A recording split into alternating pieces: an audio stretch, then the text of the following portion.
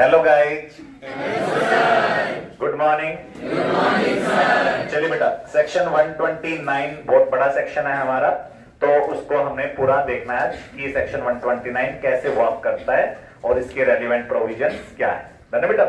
129 के साथ हमें एक सेक्शन और भी देखना है, सेक्शन 2 क्लॉज 4040। ठीक है बेटा। सेक्शन 2 क्लॉज 40 के अंदर क्या है बेटा, आपकी फाइनेंशियल ईयर की डेफिनेशन है या फाइनेंशियल स्टेटमेंट की है? Financial statement. फाइनेंशियल स्टेटमेंट्स जो है बेटा वो 2 क्लॉज 40 में है और फाइनेंशियल ईयर 2 क्लॉज 41 में है। ना बेटा, क्योंकि इसमें फाइनेंशियल के बाद एस आ रहा है स्टेटमेंट और उसमें फाइनेंशियल के बाद वाई आ रहा है ईयर, तो 2 क्लॉज 40 में फाइनेंशियल स्टेटमेंट और 2 क्लॉज 41 में financial year. Financial year and होता है ऑन 31 मार्च, ठीक है ना बेटा। और फाइनेंशियल ईयर हर साल अप्रैल टू मार्च रहता है। फर्स्ट फाइनेंशियल ईयर मैक्सिमम कितने महीने का हो सकता है? 15 मंथ्स मिनिमम, क्योंकि फर्स्ट फाइनेंशियल ईयर पर कंपनी एक्ट में रूल है कि आपको नेक्स्ट ईयर की 31 मार्च को एंड करना है। डन है बेटा। तो नेक्स्ट ईयर की 31 मार्च को एंड करेंगे तो जैन वाला एंड करेंगे तो वो 15 मंथ का हो जाएगा। और अगर किसी कंपनी का इनकॉर्पोरेशन दिसंबर के मंथ में हुआ है तो वो 3 मंथ्स या कुछ दिन ऐसा कुछ रहेगा आपका फर्स्ट फाइनेंशियल ईयर। डन है बेटा। चलो, फाइनेंशियल स्टेटमेंट जो होती है उसके अंदर आपका सबसे पहले क्या आता है?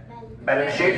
Balance sheet for the year नहीं बनता, एज बनता है। एक पर्टिकुलर तारीख को, एक पर्टिकुलर मोमेंट को शो करता है। एक स्टॉक कंसेप्ट होता है। कौन सा कंसेप्ट? ठीक है ना बेटा। और वो एक फ्लो कंसेप्ट नहीं होता। डन है बेटा। स्टैटिक कंसेप्ट होने की वजह से बैलेंस शीट एक पर्टिकुलर डेट को शो की जाती है। कभी भी ये नहीं लिखा जाता फॉर द ईयर एंडेड 31 मार्च। क्या लिखा जाता है?